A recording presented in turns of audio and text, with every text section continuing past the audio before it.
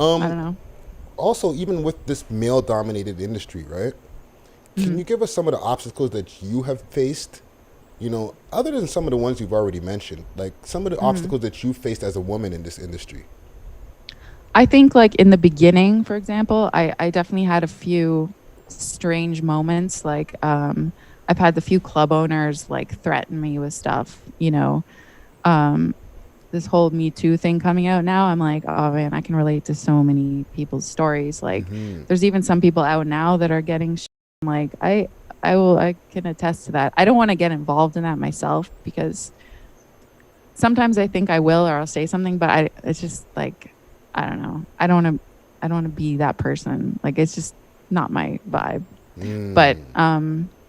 there's definitely been people that have abused their power, let's put it that way. Or, they hire you and then or, say they're going to help you do something and then they'll kind of be like, "Well, by the way, unless you do this, then, you know, I can ruin your career." Or so they'll do Oh. something and help you and then kind of like use it against you later. Mm-hmm.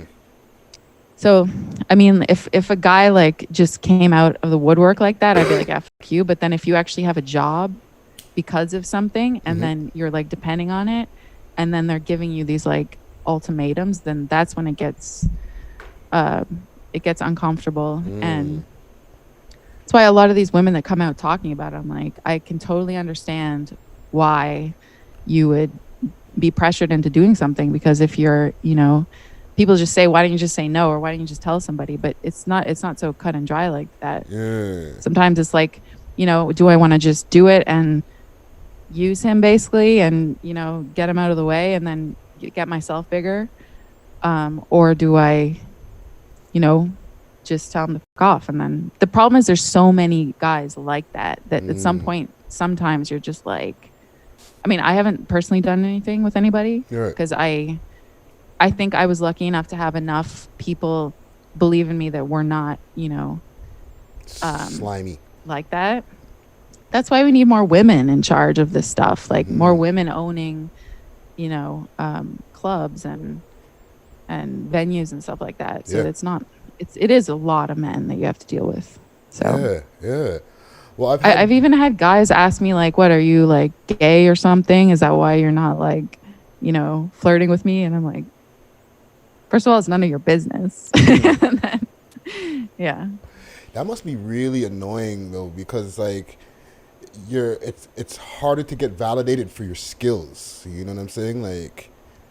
When I first started DJing, like in New York, I used to kind of like wear baseball hats and like hoodies and stuff. So Mm-hmm. I kind of made it a point to cover up so that I knew if people actually liked what I was doing or they just wanted to like, you know, I don't think people go out and watch somebody if they're a shitty artist just because they're half naked. Like, I Right. mean, maybe, but there was also so many girl DJs at the time that would wear like nothing or just have like their boobs out and like no like topless DJs and like model DJs. Like there was an agency in Brooklyn that was like um models but who were DJs, but they Mm-hmm. didn't really know how to DJ, so they were just doing it because it was cool at the Right. time. It's just like it was like insulting to me almost. And then of course I did model, so I'm like, oh man, I'm gonna be like stuck in this kind of like Yeah. category. Yeah. Um, Wow. yeah, there's definitely pressure. I think not just for DJs, but I think for all females, like female rappers and stuff, to be overly sexual and like, I mean, all of the biggest female rappers right now are like naked like all the time. Mm-hmm. Mm-hmm. And I mean, I'm like whatever makes you happy. Like if you want to be naked, be naked. But Yeah. at the same time, it kind of I'd like to see a few more that are like just themselves. Like I don't know if somebody like Nicki Minaj wants to always be like that. Does she really? Like I Yeah. just can't picture it. Like that a constant like eyelashes and stuff. I'm like, but she's really talented, so Yeah. it's It's a double-edged whatever sword. works for you. Again, another Yeah. double-edged sword, right? Like, I'm sure she doesn't want to do that all the time, and there's a lot of work into like the glam squad of looking like that all the time. Mm. But like, if she doesn't, and then she puts out a video not looking Nicki Minaj esque, Yeah. Is it gonna get as much views as, you know what I mean? I think she should do it. I think that would be like super cool. And I mean, even right now, I think it's a new trends coming with women being more natural because it went so crazy the other direction with like Kim Kardashian and all that stuff Hmm. that I see a lot more of that kind of like younger crowd being more natural. There is definitely like a growing group there, like Billie Yeah, Eilish and that kind of thing. Like, true. you know, girls who are not getting surgery all over and half naked the whole time. So Yeah. I think I'm kind of somewhere in the middle. I think I like being feminine, and sometimes I'm like, oh, I kind of want to be sexy today, but other times I'm like, I just want to, I don't care. Like, I want to wear Yeah, sweatpants. yeah, yeah, yeah, yeah, yeah.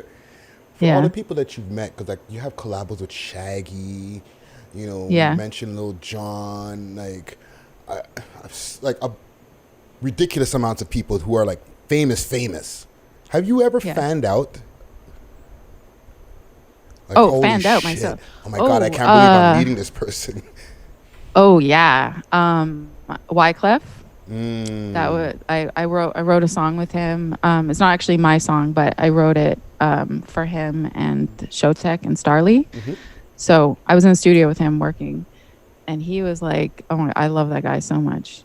I was like Wyclef. so nervous, and he was just so amazing. He was just like, "I love women. I trust women's opinion. Like women know what's up. Like what do you think?" Like the whole time, just like, you know. Yeah, Um, Cardinal also. I my first time in the studio with him was in LA nice. a few years ago.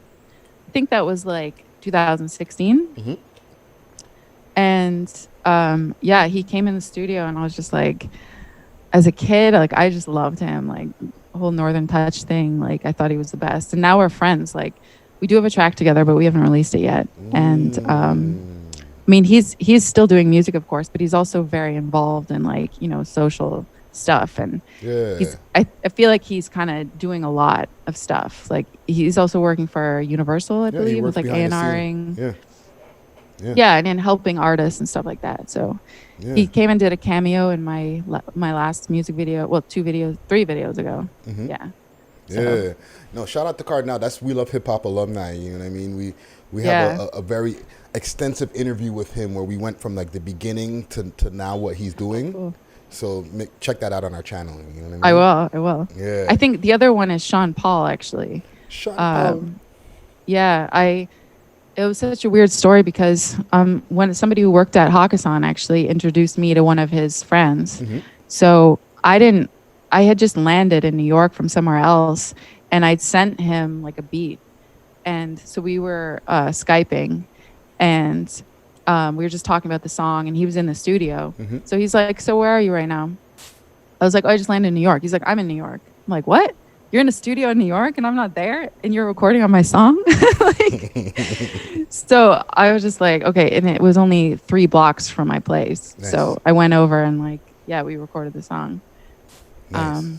But I was pretty nervous for that too. Cause like Sean Paul growing up was, you know, one of my favorites for sure. Yeah. Sean Paul's the guy. He's the, Yeah. you know what I'm saying? Mr. Dotty, yeah. You know Yeah. what I mean? I always thought he was like from Toronto or something or because he did so much stuff in Toronto. Well, I did a little piece on him not too long ago, or not on him, but like on the scene. And one of his Yeah. first pieces of exposure was in Toronto from that song Money Oh, Jane back in the days with Cardinal and Judy right. Black, right? That was like Okay. the first time the world got a chance to see what Sean Paul looked like. A lot of people didn't know that Right. though, right? Like people Yeah. heard him on tracks in Jamaica and stuff like that, but like the first Right. music video you got to see him on was a Mhm. Toronto product. I think, I mean, it makes sense too that it would be big in Canada before the US as well, Yeah. because of like how many people from the islands in Toronto and stuff, like the huge, I mean, that's like all growing up, all I heard that kind of music, Hmm. like in all the clubs, like everywhere, you know? Oh yeah, we love us some So that's reggae. probably why. Yeah. Yeah. And even like to stay on the Toronto scene for a quick second, Yeah. you're doing a lot of hip hop collabos and stuff with Canadian artists and stuff like that. Mhm. Like, you know, guys from Ottawa and Montreal as well as Toronto. Who are you Mhm. checking for? I guess we could do two categories: Toronto and then Canada full out? Like, okay, Claremont the second. That's his name, right? Claremont. Yeah, I just Claremont found II. him. Like, yeah. I just found him like not that long ago. And I'm like, why have I not heard of this guy? Yeah. This guy is unbelievable. Like, I think he could be really huge. And I'm not in touch with him yet. So he's somebody that I really like to work with. Yeah, I mean, Nate Husser was actually City Fidelia introduced me to Nate Husser. Shout out City Fidelia. And Nate and I have so many songs. It's somebody I've been working with a lot. Dylan Ponders as well. We like, as soon as we met, we were like, are we related? Like, we just clicked like completely. So we keep joking now that I'm his sister. And like Chris the Spirit, he's great. We're working on, I'm actually looking to put out his album on my label. So I'm kind of like working on production for him. And I think we're going to actually do a collaboration album as well. Nice. He's somebody that I think is super talented too. And I feel like there's so many people I didn't know about. Like, now that I'm really delving into it, I'm like, there's this whole scene here of like incredible talent that like I didn't know about until recently. I think just because I've been gone so much in other places and, you know, doing so many different styles of music that I think I kind of lost touch with like what's happening here. But I mean, like Pressa, I have a song with him. Dope. Yeah, there's like, trying to think of somebody else. You got a song with Swagger Right as well. I'ma call me some more, bro. Show you how to have force up one phone call. Lean at the plug, I just found me a porn star. My bitch expensive. That's a big yeah. I actually met him through Troy, who's his manager. And he's friends with Cardinal, so I think I connected through Cardinal as well. Dope. Yeah, Swagger Right's amazing. He's super dope. But I would like to start signing Toronto talent under my label, and like develop their songs, like help them with production and that kind of thing. Because I mean, a lot of people have their own producer, but I still think it's important to like work with different producers, and especially when you're newer, and kind of find your voice and experiment a little bit. Yeah, and you're a producer with a name, right?